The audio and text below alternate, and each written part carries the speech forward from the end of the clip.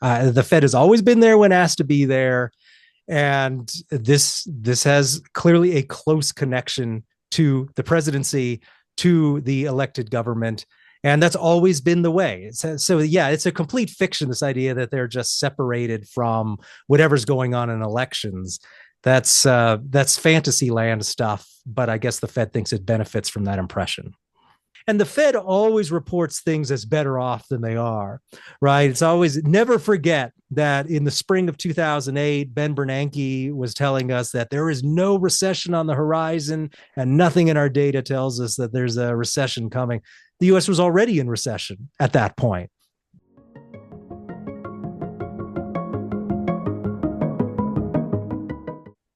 Welcome, everyone. Today, I'm very excited to welcome Ryan McMaken. Ryan is executive editor at the Mises Institute, former economist for the state of Colorado, and policy analyst at the Colorado legislature.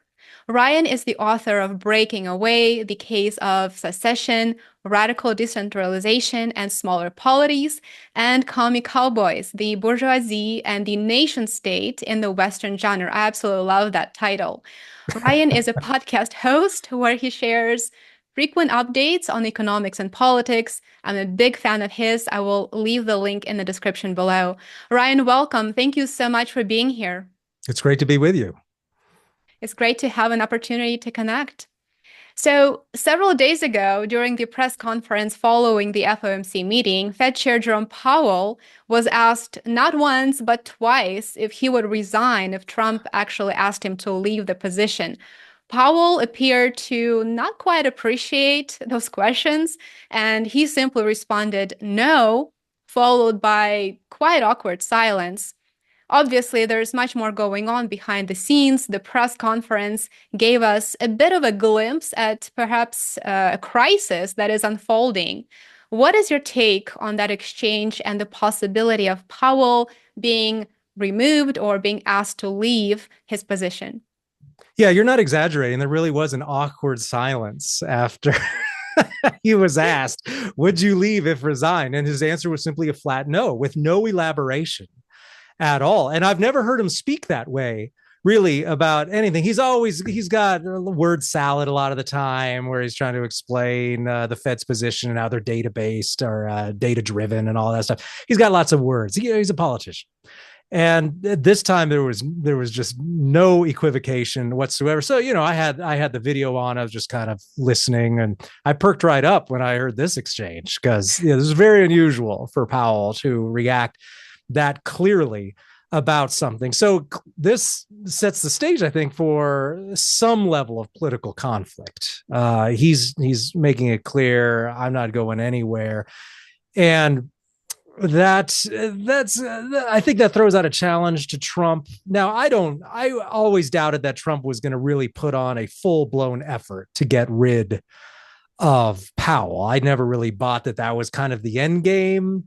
I could definitely see him pressuring Powell in a variety of ways, but it really did highlight, I think, the attitude of the Fed overall, which is we're our own thing, and that we're not part of the executive branch, and we don't answer to the elected government of the United States. Really seemed to be the attitude here, is the way I was interpreting it. And so I wrote up a column for Mises.org on this, saying basically, okay, if the president, it's ambiguous as to whether the president can remove the chairman of the Fed. So Congress should really just step in and assert its control over the Fed. If there's any sort of real political conflict here, it could be easily solved by simply Congress stepping in and showing the Federal Reserve who's boss, because of course the Fed only exists because Congress has passed enabling legislation that creates the Fed. And historically, something that I've noted more than once in recent months is this idea of Fed independence, that the Fed doesn't really answer to any of the elected branches of the government, is this relatively new idea. And this was never part of the original Federal Reserve Act. And if we look historically, we can see that it was really only since the 50s that the Fed really started to create this idea in the minds of the public that, to the extent that the public ever even thought about the Federal Reserve, but creating this idea that, oh, we have independence and our policy is completely without consultation to the elected government, all that, and that sort of thing. Back in the 30s and throughout the 40s, it was clear that the Fed did, in fact, coordinate with the executive branch. They coordinated clearly on World War II and on World War I. The Fed existed to make sure that banks had enough money to buy Liberty bonds. During World War II, the Fed pegged interest rates in such a way to allow the Treasury to basically sell treasuries in an unlimited capacity without yields going up significantly. So there's always been a back and forth between the Treasury and the Fed. However, in recent decades, they've tried to create this idea that the Fed only creates policy based on economic science, right? That they're data driven. And this was never true at all. You can just look at the research, just a lot of the mainstream research about the Fed and its behavior during the 1970s. And it's clear that the Fed was happy to assist in the 70s with making sure that it could continue to help fund these huge deficits that we're building over this period. And then this, of course, only became broader and broader in terms of power after 2001, when Greenspan comes out and says explicitly, well, to get the economy going, we're going to blow up a housing bubble. This has been documented. And then, of course, after 2008, then all bets are off, right? The Fed just starts inventing new powers for itself, where it's just going to start buying up mortgage-backed securities. It's going to buy trillions of dollars worth of treasuries. And the Fed really kind of does its own thing now. But historically, that's certainly not the case. And if the Fed is out there claiming that, oh, our independence is being reined in too much, nothing could be further from the truth. If anything, the Fed has had far too much independence historically compared to the past. And what have they done with that independence? They've massively inflated the money supply, like huge amounts, trillions of dollars beyond anything they've done before. We're seeing the worst price inflation in 40 years since 2022. And that's all aggregate and cumulative. That's not going back to old prices. So these are all things that the Fed has to answer for as a result of the Fed's very large amount of independence that they've had in recent decades.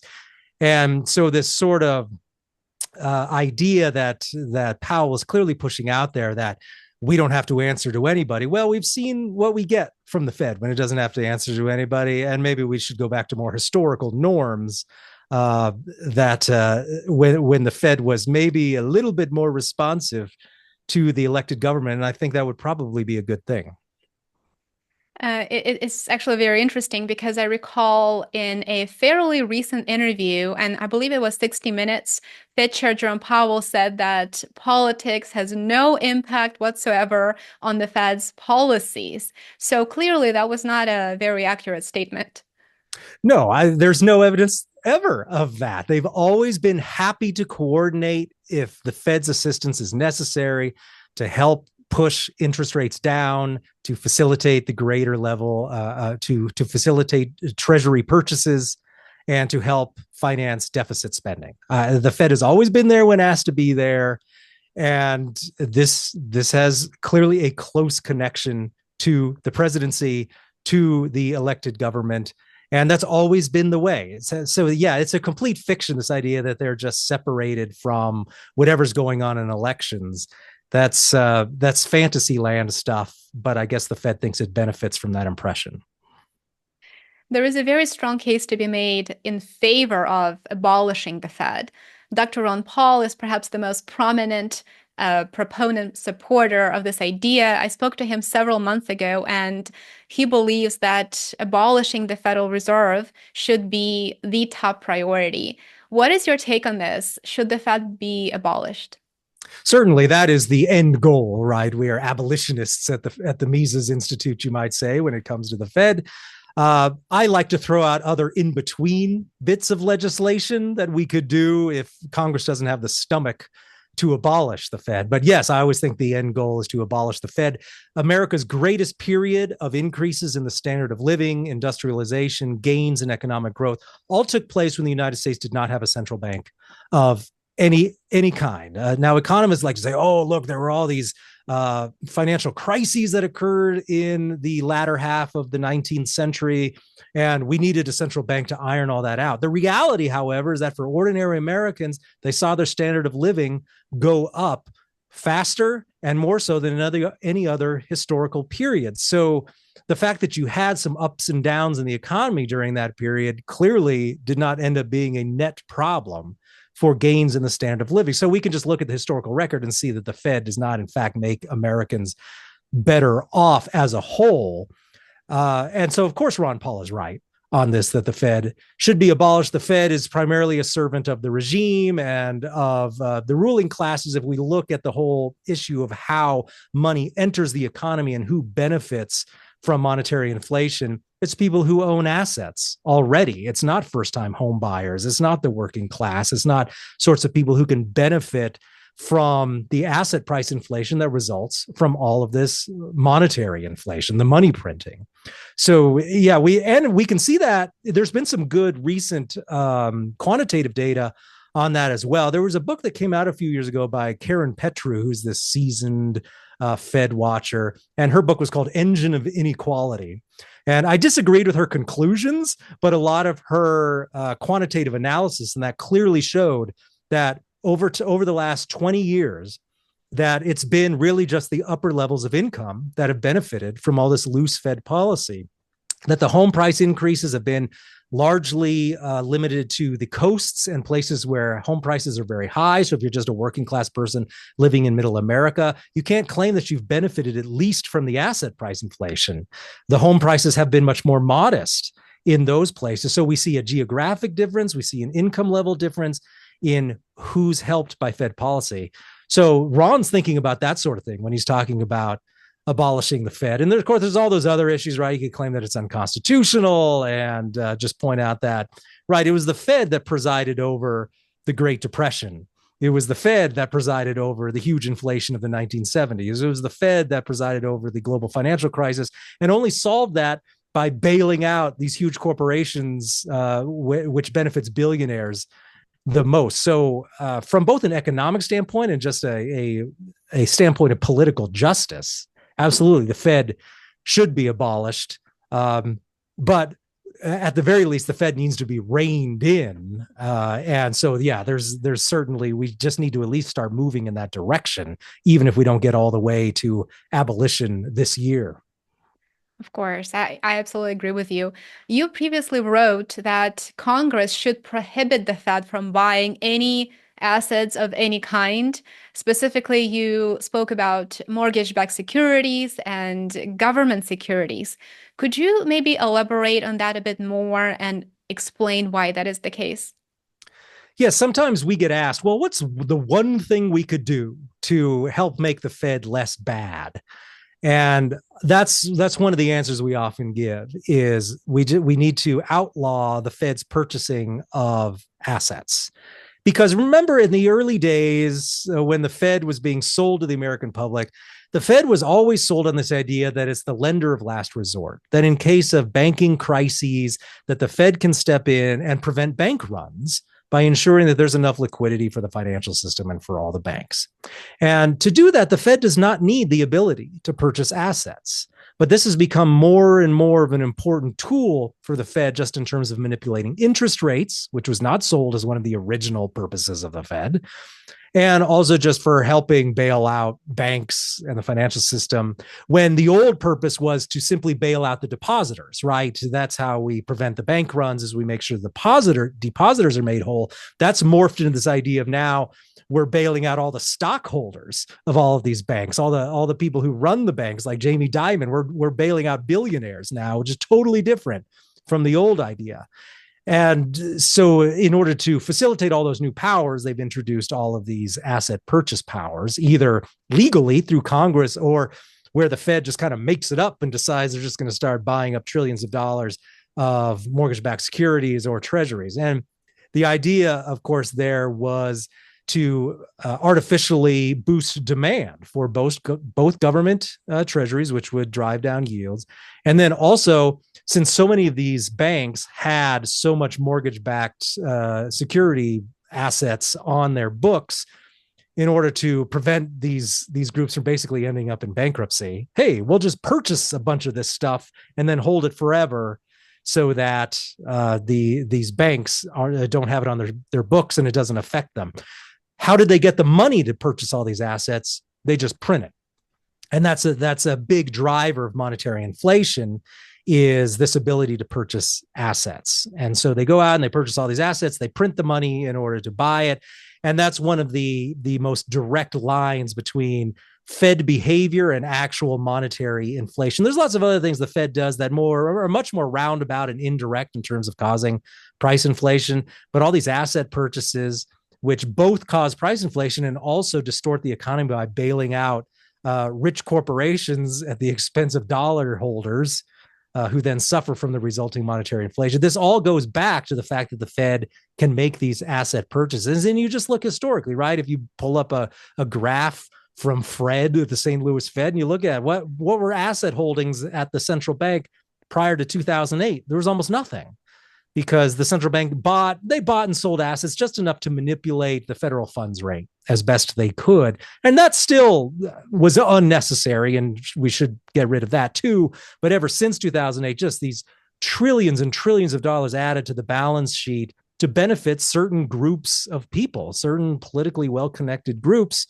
And that's just not good for any normal person, and really creates a very corrupt federal political system as well. So if you had to pass one piece of legislation, it's just get rid of the Fed's ability to purchase these assets. And still, you can still have your lender of last resort role for the Fed and prevent bank runs and all of that if Congress feels they still need that. But I think you've solved most of the problem of the Fed by simply getting rid of their asset purchasing power. This is fascinating. I'm curious to see how far we get with the initiative to abolish the Fed, or at least to rein it in. I think there are conversations that we hear every so often, but then somehow nothing happens. And so this could be one of those times, but it could be different this time around. But let's switch to some of the key recent data. You mentioned bailouts, and that immediately made me think about the banking sector. Given the commercial real estate loans and the portfolios that are held by mid-sized to small lenders that are sort of concentrated in that commercial mortgage sector, how much of a risk is it at this point? And Fed Chair Jerome Powell hasn't really said anything about it. I don't think during the press conference, at least I haven't really noticed any remarks regarding this. But what is your take on the overall health or stability, I should say, of the banking sector as it relates to the commercial real estate loans that banks are holding at this time? Well, it's always very hard. And I ask people myself when I interview them, okay, what's in this economy, the next time there is a serious financial crisis, what's this black swan event? What's the next one going to be? And it's always so hard to predict. But you look out there and you see some of the key economic sectors that are weakening, and commercial mortgages are a big deal. And part of the reason I think that commercial mortgages are a danger is because they're not as protected by government bailouts as residential mortgages are, right? The whole residential mortgage system has Fannie and Freddie and all of these government institutions designed to purchase all of this stuff on the secondary market. And it's all an implied guarantee that the federal government is going to bail all of this stuff out. And that makes that whole market much more stable, because people are like, well, they'll just print money to bail all this stuff out. We don't have to worry. And there's a lot more danger of economic reality coming to the fore much more quickly. Now, you always end up paying for everything. You're going to end up paying in the end for all of that government guaranteed residential mortgage stuff too, largely through inflation, or potentially even through eventually some sort of sovereign debt crisis or something. But mortgage-backed securities, it's more connected to the real world of the economy. So unless there are major changes and the Fed just decides to guarantee all of that stuff too, which they could, you might end up bumping up against the harshness of reality in terms of commercial mortgage-backed securities, and that's what you're seeing, right? In terms of these empty office buildings, in terms of retail that's having big problems, they're just not cash flowing, and you're not these owners aren't going to be able to get the rents necessary to keep these mortgages going. And we're seeing huge gaps now in terms of what needs the cash flow that's necessary versus what is locked into these older mortgages. So I do think you're going to see some significant problems there. It's just so still difficult to predict how that's going to end up. But I do think that will be certainly part of the problem when we do start to see some significant movement in terms of markets. Commercial mortgages, I just I don't see how that can be sustained when we look at how job markets are out there right now. When we're looking at what sort of income are retail outlets bringing in, this is where we're starting to see some of the key weakness in the economy right now. So I would expect to see that be one of the first places where the economy starts to become really, really obvious. Now, it is obvious to people who keep an eye on that all the time, but people who aren't paying close attention because they have normal things to do all day long, I think that's one of the first things they'll start to notice in terms of the breakdown in the current bubble economy. But when and how exactly that will unravel is always just so difficult to say. Of course. No, I completely see what you're saying. I think it's impossible to say, especially now, given that there's going to be a new administration, new policies, and so much is going on in the world that it's really impossible to know what will happen. I know our viewers would love to hear your thoughts on the state of the economy and more specifically on the labor market. Following the FOMC meeting, Powell said that the labor market is solid. There's nothing to worry about, he said. However, we had a massive revision of 818,000, I believe, jobs as of the end of the first quarter alone, followed by virtually monthly downward revisions since then. Layoffs have increased as well, and companies are now hiring at a much slower pace. So how strong is the labor market in the United States?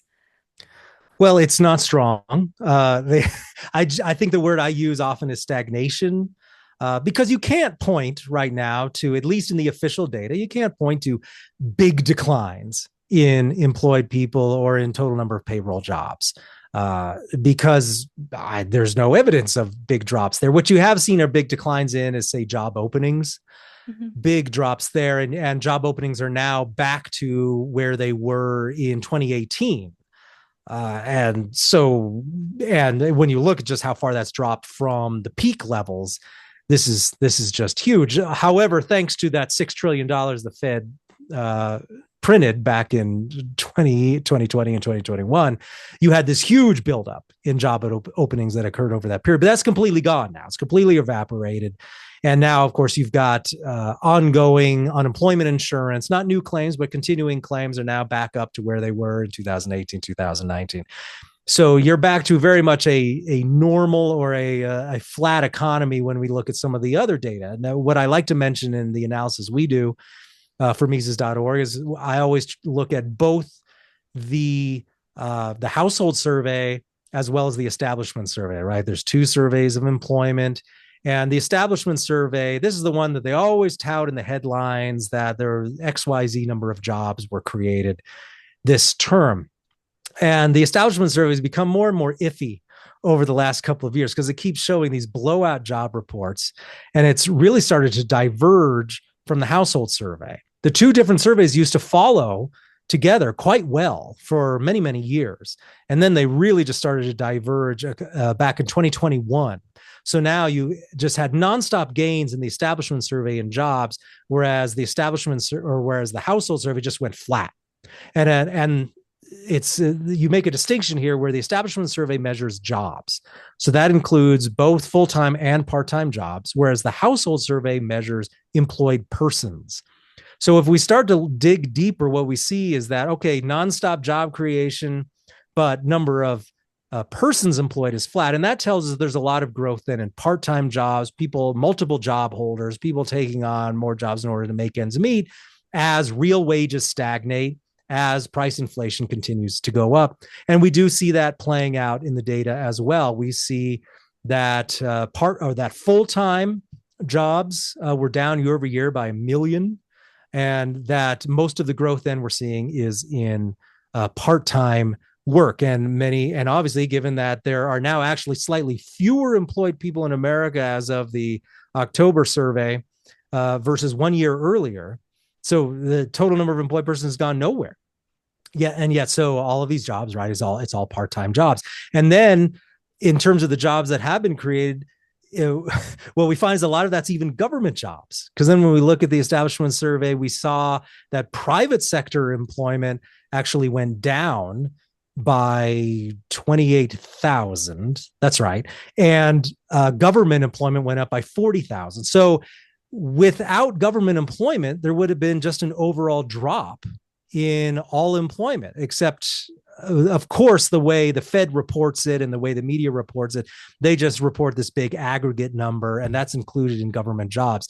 So people are getting jobs. They're getting part-time jobs. They're managing to tread water fairly well. But the burden following on those taxpayers to pay for more government jobs while all this is going on is just keeps getting bigger and bigger. And this is a point made by Daniel Akaye, who's one of our writers at the Mises Institute. And he points out that so much of this government growth that the Fed keeps touting all the time, both job growth and GDP growth, it's fueled by huge government deficits. If we just look at overall growth in government and GDP and in jobs, and we hold it up against the size of government spending, we see what's a pretty clear correlation between just huge amounts of government spending out of control, far beyond the tax revenue collected.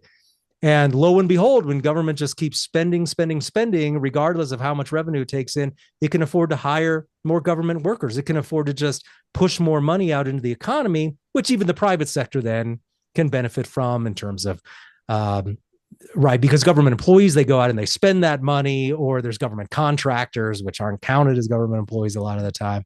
But it's government spending that's keeping this ship going and making it look like there's a bunch of growth. And if we were to remove all of that, as we get hints of it in the employment data, I think we would see a much, much worse picture in terms of employment. And we're not the only ones that think that. Anna Wong at Bloomberg, a couple of months ago, she was talking about how the establishment survey just simply isn't reliable anymore. It's just really overestimating the number of jobs and the employment situation, and that we definitely do have to look at the household survey to get a more accurate picture. Because as you noted, there's always these downward revisions that come later. And so you really have to almost have like a job where you're analyzing this data all the time in order to follow along with what the reality is. If you're just a casual observer of economic news, you would think that things were great. However, going back to the FOMC press conference, a great question was asked by at least one reporter. I think maybe two different reporters asked, to the effect of, if the economy is so great, Chairman Powell, why did Donald Trump win? Because, of course, he ran on the economy being lousy in many respects. And so clearly there's a problem out there with ordinary people in terms of how they see their economic fortunes. And I did see, this is the first time I've ever seen Powell admit this. Powell actually admitted that, yes, the aggregate data on economic growth and jobs, that shows everything's pretty darn good. But if you start to disaggregate, Powell's saying, then what you find is that a lot of the lower income people, they're not doing nearly as well. And I've never seen Powell admit that before. But this is now, I guess, the reality is so clear that you can no longer totally hide it. You have to admit that, yeah, people at the top are doing very well in this economy. People down in the middle or below that, it's not nearly so good. What do you make of the monthly revisions? Well, virtually monthly revisions. It seems to me that the problem could be either data, which may not come in on a timely basis. So obviously you have to make some revisions, which I think would be appropriate, but the scale and the frequency are those things are concerning. But then it could be the data, the timeliness of the data, or it could be, your software or something where you're maybe your process, not so much software, but the process that you're using to, to produce these reports on a monthly basis isn't effective, or it lacks a certain degree of accuracy. So those two things come to mind. How would you explain these revisions that are truly concerning, just given their scale and the frequency with which they're made? Well, of course, a lot of people in my circles think this is on purpose, right? That the government, with every passing month, this initial outburst of media coverage of the job situation, if you can make that look good in terms of the numbers, that's what the media reports. And then far fewer outlets will report the downward revisions that come later in the month. And there's far less reporting of the quarterly, say, Census Bureau data that is more accurate and is shown. There's just not nearly the focus on that. However, supposedly sophisticated market actors, they respond to the establishment survey. They respond to the numbers that's thrown out there a few days after the previous month ends. And so clearly some people are paying attention to the number and putting some value in it. But let's just assume that the government is not trying to deceive us on purpose. Now, I'm certainly willing to believe that the government is trying to deceive us on purpose. And in my mind, the burden of proof is always on taxpayer-funded entities to prove that they're doing their job properly. It's not my job to prove that they're not doing a great job. But yeah, let's say they're doing fine. In terms of honesty. Okay, well, what we have seen is that over the last couple of years, first of all, the sample size continues to get worse on the sampling efforts that they're doing. So they send out surveys and they collect them, and it just keeps getting smaller and smaller. So how useful is that? I mean, survey data has always been fairly iffy, but the smaller your sample size, that's not impressive. And then, yes, the speed with which they put these numbers out for a huge, about a $20 trillion economy, depending on how you measure it. And then you're breaking it all down to these numbers. That should always be taken with a grain of salt, no matter what. And these numbers are huge. And of course, they're also just surveying the larger employers. I don't think you have the randomness there that you maybe get through the household survey. And so it's just not all that impressive in terms of the methods and the fact that they get it out just a few days after the previous month. And so we should always have been skeptical of these numbers. But the fact that it just always seems to favor the administration month after month after month, I mean, that should cause us a bit of concern and doubt, I would think. And then the birth-death model, looking at that's the other thing there too, is this absurd birth-death model that just simply wishes into existence a variety of small businesses that supposedly exist. And we could delve more deeply into that number too. We know that a lot of the assumed business creation was a result of changes in law that required the gig economy, right? All these people who were involved in the gig economy, they had to go out and register as businesses due to IRS policy and changes in law at the state level.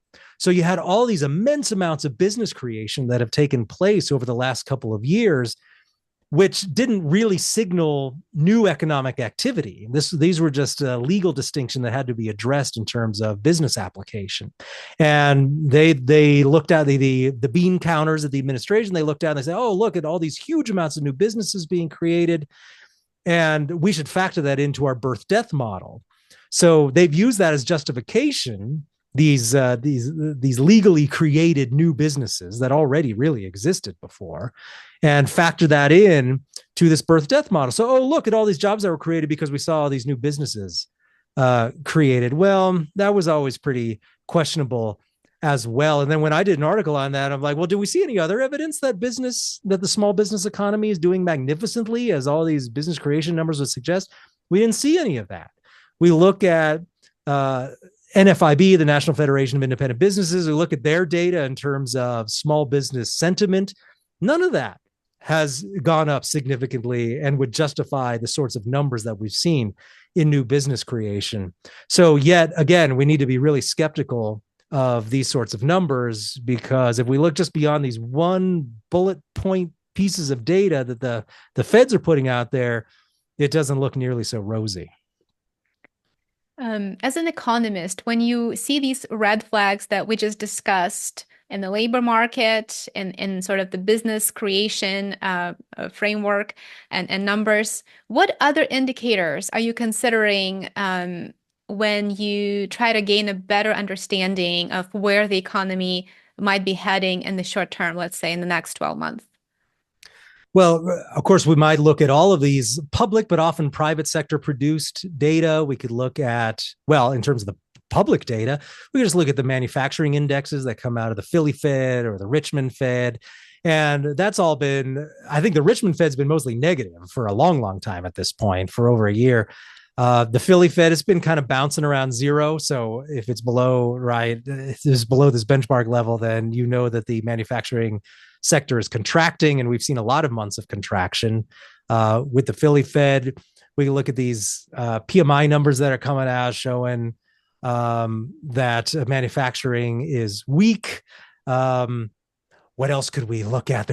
We could, of course, look at the number of mortgage applications in many cases. And of course, that's been in the tank because of high interest rates. In spite of the Fed's efforts to push down interest rates, 30-year mortgages have only been going up. And so we haven't seen any revival in residential real estate there as well. So yeah, when we look beyond that, and then we just look at a lot of the more anecdotal stuff, and of course, anecdotes are data. They're they're just not aggregated in a large amount. But even the Fed's own data, looking at their beige book, and we see the sort of language they're using. What we see is saying 8 out of 12 of the Fed districts, they're reporting that things are either flat or stagnant or actually declining in a number of cases. So, and the Fed always reports things as better off than they are, right? It's always, never forget that in the spring of 2008, Ben Bernanke was telling us that there is no recession on the horizon, and nothing in our data tells us that there's a recession coming. The US was already in recession at that point. So A, the Fed either has no special insight, or B, the Fed lies in terms of where they see the economy going. I'm not sure which. It could be both, depending on the time period. But just looking at what the Fed says, the fact that it's lacking so much in enthusiasm, that's a red flag right there, because the Fed generally talks up how great the economy is. And if they're saying, oh, things are pretty flat, things are pretty lackluster, to me, that says, oh, things aren't going very well at all. And so you just got to consider all of this together when you're looking at some of this federal data as well.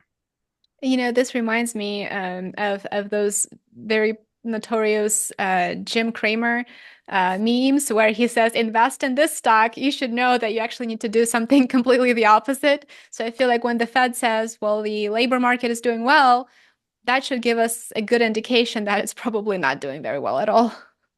Yeah, inverse Jim Cramer is one of my favorite Twitter Twitter accounts, because yes, no matter what he says, you're sure the opposite is going to happen. And yes, if the Fed becomes really enthusiastic about telling us how amazing job numbers are, even though your gut feeling is that something that the opposite is maybe true, consider your gut feeling. And yeah, just consider the fact that Powell just had to admit, yes, it turns out that if you're not wealthy, things maybe aren't so great. So what more do they have to tell us if they're willing to disaggregate the data as well? What is the reality there? And they just give us so little to go with, because they come out of their FOMC meetings and they just say, they use all of these pre-prepared words, probably focus group produced words, in terms of, well, the state of the economy is solid, or it's moderating, or it's growing, right? They don't pick these words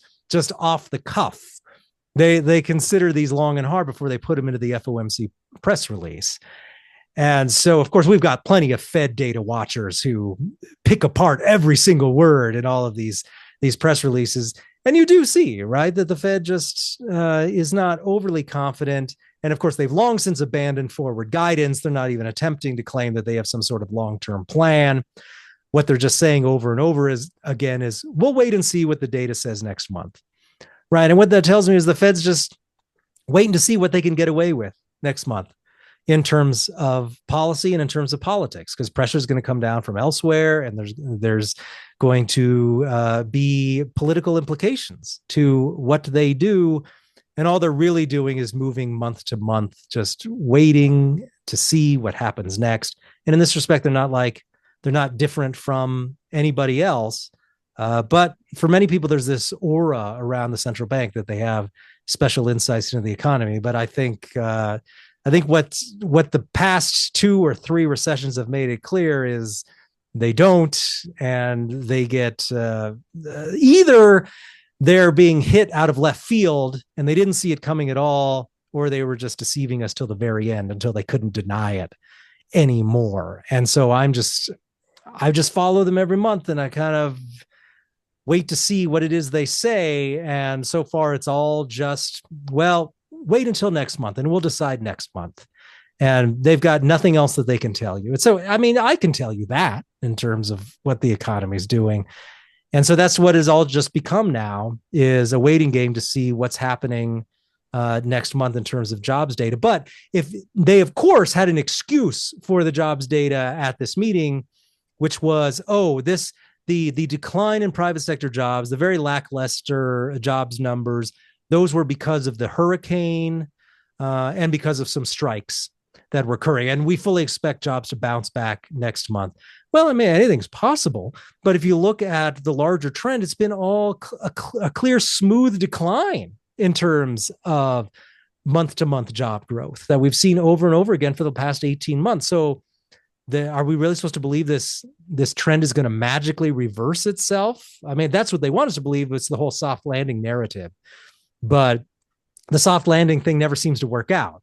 If you go back and you look at the press clippings from 2000, from 2007, 2008, they're always talking about a soft landing, and it never seems to materialize. So that just seems to be where we are right now. The Fed also said that inflation is heading towards the 2% target rate. They love that target rate. Personally, I haven't really noticed any price declines in my area for a long time. So what is going on with the rate of inflation, would you say? And with these rate cuts, what should we expect within the next 12 months or so? Well, of course, Jerome Powell has been saying for a very long time that we're heading back to the 2% price target, or the 2% inflation target. And so we're confident that we've slayed the inflation dragon, and so we can start cutting rates again. Well, apparently the bond markets don't agree. This came up during the meeting because in spite of the Fed's efforts, the long end of the bond market has seen yields go up. The 10-year, the 20-year, even the 7-year. And so the question is, why is that happening? Now, a reporter brought this up and asked, are you concerned about the fact that yields are going up? Doesn't that suggest maybe that there's expectations for more price inflation? Certainly expectations for more deficits would be the guess, because, of course, if there's more deficits, that's going to drive more treasury issuances, and that's going to then drive up yields, all else being equal, right? And Powell just kind of give it a hand wave, and he say, well, actually, I think yields are heading up because there's expectations for growth, and I just don't think it's driven by any inflation expectations. Of course, he didn't have any explanation for why he thought that, but of course, he had to say that, right? He wasn't going to say, "Yep, we're losing control over the long end of the bond market." He's not going to say that in a million years. And so why is that happening? I think it's because with Trump coming in, right? We all know that Trump is not going to be a budget cutter in terms of any significant and drastic cuts to federal spending.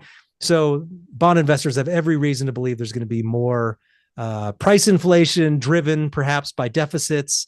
And that if the Fed's cutting now, when while claiming the economy's fine, but that jobs are still pretty flat. They haven't fallen into a black hole. The Fed's already cutting, trying to stave off any sort of significant job losses. Well, that doesn't bode well for inflation. I think for price inflation, I think the fear is, as Powell used to say for a number of years in 2022, even 2021, was right. We don't want to blink too soon. We don't want to start cutting rates too soon because we know that inflation could come back. That was bad. That was the old Jerome Powell. It sounded very reasonable. Of course, don't be fooled. I mean, Powell still kept rates rock bottom throughout 2018, 2019, just allowed a slight tick upward in 2019, then quickly reversed himself when the repo crisis hit.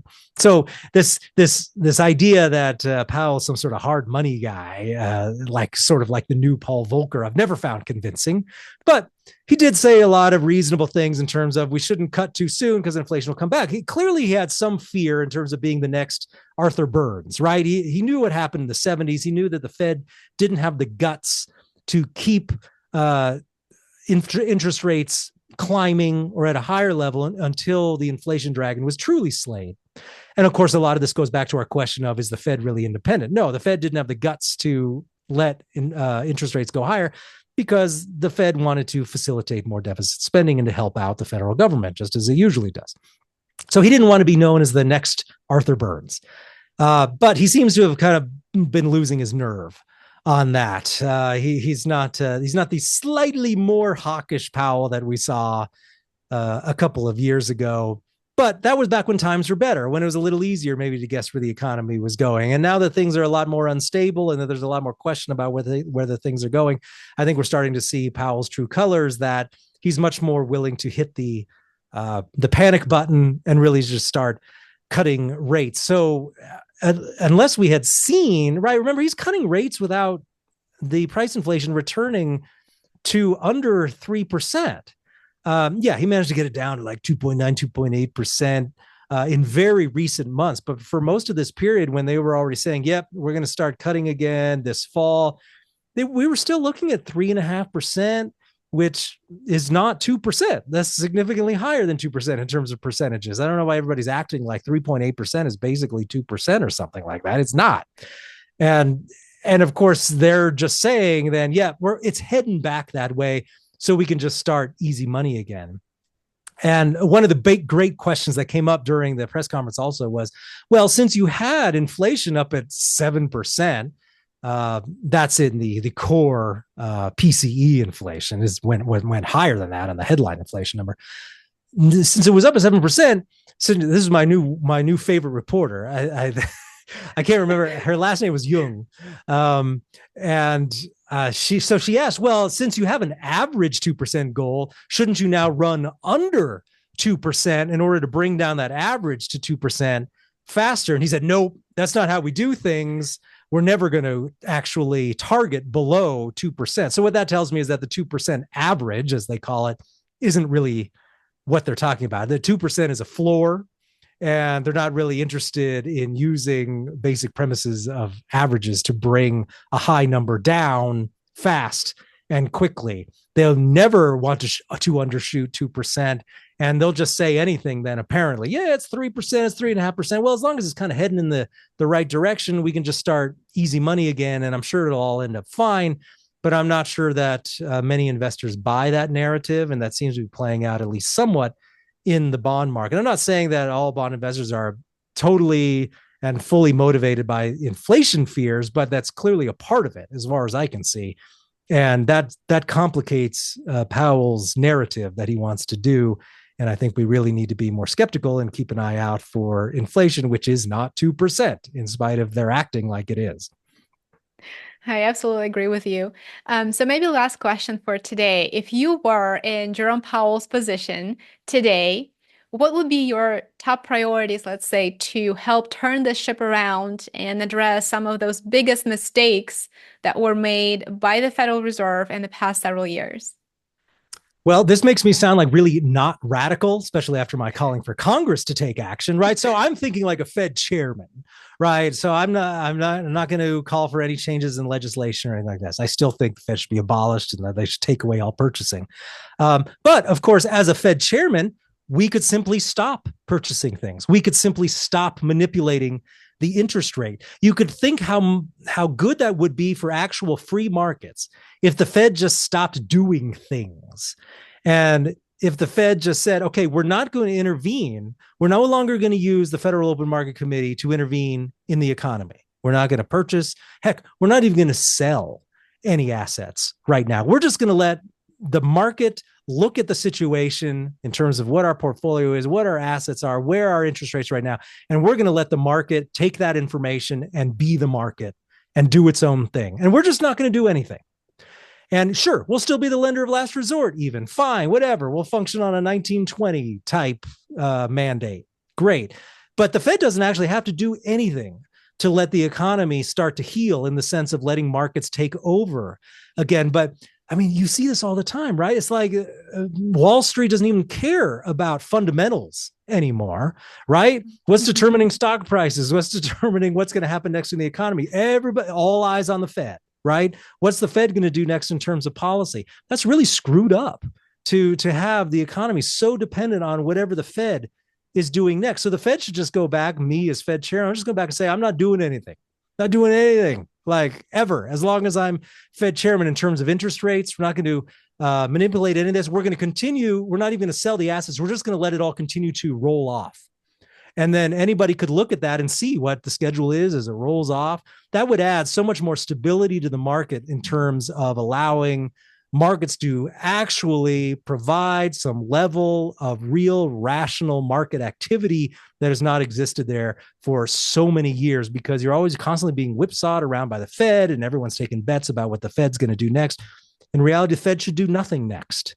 And I think that's probably the number one thing a Fed chairman could do without any changes in law, without any big drastic changes. Just FOMC's going on vacation, is not coming back anytime soon. And you, market, you need to deal with what loanable funds are out there in the economy, with savings. That's all up to you, market. Now, that would just be an incredible thing for the marketplace and would allow the market to finally start to heal from all of these decades of intervention that blew up all of these bubbles and created all this malinvestment and was just so problematic. And now we're living in this world where the Fed is the economy, and that's just awful. And we need to get away from that as soon as we can.